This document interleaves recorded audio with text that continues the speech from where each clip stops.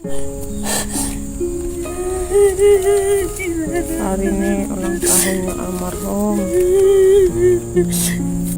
Tangis Rosti Simajuntak, ibunda Brigadir J seketika tak terbendung setibanya ia di makam sang anak yang sedang berulang tahun pada Minggu 20 November kemarin.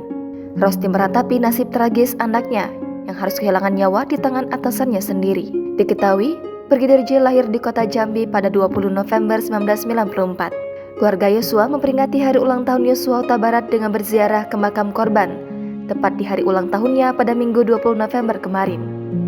Di antara anggota keluarga yang hadir adalah Rosti Simajuntak, Samuel Huta Barat, Rohani Simajuntak, Devi Huta Barat, dan yang lainnya. Teriknya cuaca pada sore itu tidak menghalangi niat mereka untuk mendatangi makam anggota Polri yang tewas di Jakarta Selatan itu. Terlihat Rosti Simajuntak menangis terseduh-seduh di makam anak keduanya itu. Rosti mengutarakan betapa sedihnya dia ketika harus merayakan ulang tahun Yosua di makam. Terlihat keluarga berusaha menenangkan Rosti supaya tidak terus larut dalam tangisannya. Keluarga lakukan ziarah di makam yang terletak di Sungai Bahar itu selama 28 menit. Mereka juga melakukan pembersihan. Terlihat makam itu masih terawat. Bunga bertebaran di atasnya. Pada video yang diposting Rohani Simajuntak, mereka mengakhiri ziarah ini dengan berdoa kepada Tuhan yang memohon kesehatan dan keadilan. Pada saat Yosua masih SD, keluarga pindah ke Sungai Bahar, Muaro Jambi.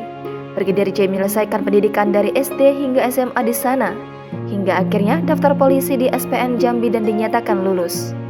Brigadir Yosua, anak kedua pasangan Samuel Huta Barat dan Rosti Simajuntak itu meninggal dunia, dengan meninggalkan kesedihan bagi keluarga.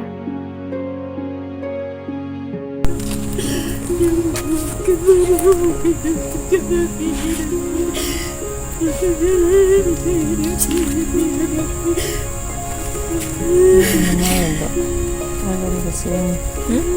Enggak lumayan ya di sini banyak kedihnya.